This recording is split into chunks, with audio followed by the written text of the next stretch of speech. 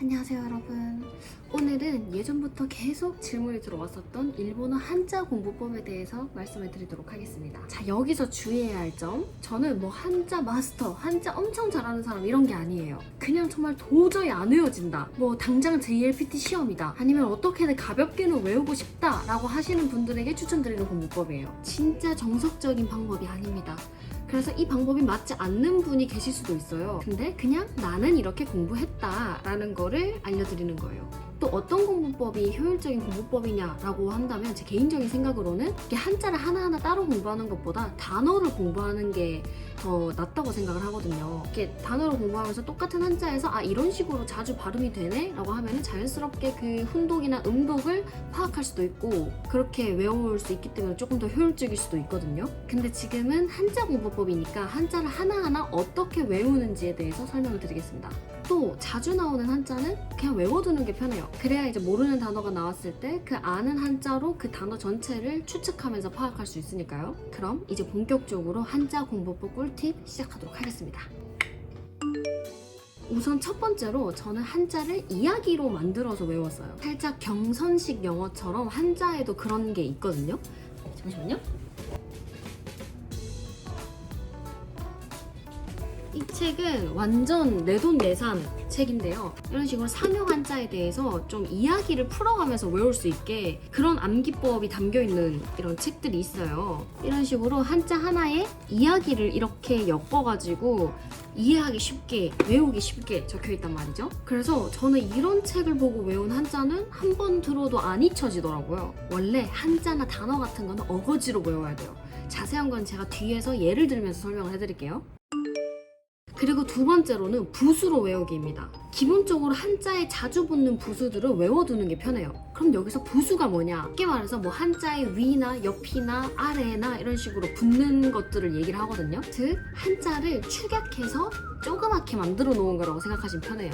이게 한자가 겉보기에는 되게 어렵고 복잡해 보이지만 자세히 뜯어보면은 다 그 뜻을 가진 부수들이 모여가지고 이렇게 단 하나가 된 형태거든요. 그래서 이 한자 부수들을 알아놓으면 그 한자를 외우는 데에 또 이야기를 만들어 가는 데 훨씬 도움이 돼요. 근데 이게 또 그런 걸 또 어떻게 다 외워 하실 수도 있을 것 같은데 엄청 자주 쓰이는 것들이 또 따로 있어요. 이게 왼쪽에 자주 붙는 변들이 또 있는데 뭐 삼수변, 손수변, 실사변, 입구변, 날일, 말씀원 뭐 이런 식으로 되게 여러 개가 있어요. 근데 이게 너무 자주 붙다 보니까 이게 딱 보면 이런 뜻이구나 하고 외워질 거예요. 이게 그럼 이제 이 한자를 딱 봤을 때 이 변과 관련된 뜻을 가진 살짝 이런 느낌을 가진 한자겠거니 라고 이렇게 추측을 할 수 있게 돼요. 예를 들어서 그럼 물수를 볼게요.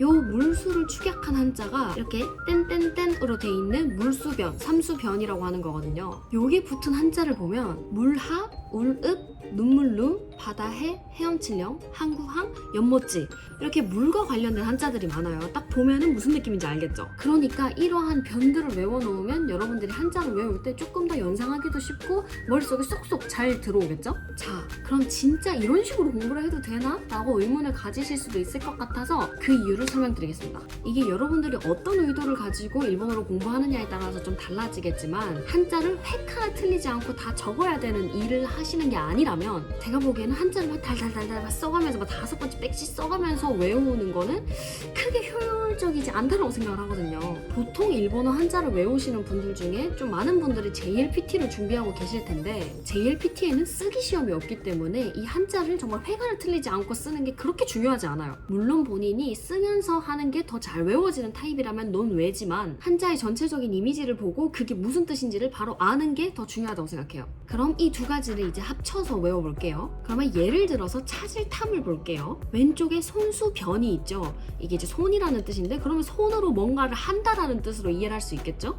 그러면 여기 이 지붕이 이렇게 덮여 있는데 그 지붕 아래에 있는 사람과 나무를 막 찾는 거야. 그러니까 찾을 탐인 거죠. 너무 어거지 같죠? 근데 어거지로 외워야 이해가 될 거예요. 여러분들 이제 이거 보시면은 이거 찾을 탐이라고 하실걸요? 이게 이제 사람이란 뜻이에요. 사람의 발을 이렇게 형상화한다고 해가지고 이런 식으로 변들도 변 나름의 다 특징들이 있어요. 예를 들어서 사람인 변을 봅시다. 이 사람인이라는 것 자체가 사람 두 명이 서로 기대어 있는 모양을 뜻하는 거잖아요.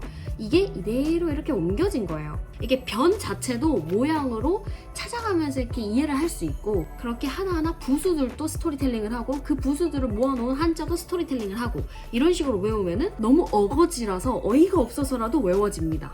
근데 만약에 여러분들이 요 한자에 들어가는 변이 뭔지를 몰라. 그래도 그냥 외워버리세요. 그냥 내가 내 마음대로 스토리텔링을 해서 이렇게 생겼으니까 이런 뜻이라고 외워버리자 라고 하면서 외워버리시면 되는 거예요. 뭐가 됐든 결론적으로 이 한자가 무슨 뜻인지만 알면 되는 거예요. 이렇게 단어를 몰라도 하나하나 뜯어보면서 추측해가면서 풀 수 있어요. 근데 대신 이거는 JLPT의 언어 지식 파트에선 조금 어려울 수도 있고 빠르게 그 뜻을 알고 넘어가야 되는 독해 부분에서 그 역량을 발휘할 수 있을 겁니다. 그래서 저는 이런 식으로 공부를 했다라는 거고요. 이 한자에는 어떤 음독이 있고 어떤 혼독이 있고 이런 거 5번씩 달달달달 써서 외우는 게 뭐 쓰기 이런 거에는 굉장히 유리할 거예요. 더 발음을 자세하게 알 수도 있고요. 그렇지만 시간이 굉장히 오래 걸리고 또 꾸준히 해야 되기 때문에 빠르게 해야 되는 경우, 가볍게 외워도 되는 경우에는 이 방법을 추천드립니다. 그래서 이런 식으로 공부를 해서 어느 정도 한자가 외워지면 그때부터 어휘를 더 쉽게 공부를 할 수 있는 거죠. 네, 이런 식으로 제가 공부한 한자 공부법에 대해서 알려드렸는데요. 안 맞는 사람들도 분명 있을 수도 있고 이게 정말 단기 기억에 그칠 수도 있지만 저는 이렇게 공부를 해서 자격증을 땄다라는 거를 알아두시면 될 것 같아요. 믿지마 본전이잖아요. 한 번씩 해보시는 거 추천드립니다. 뭐든지 공부는 즐거워야 되기 때문에 굳이 정석대로 어렵게 공부하지 않아도 돼요. 뭐든 내가 재미를 느끼는 게 우선이니까. 그쵸? 그러면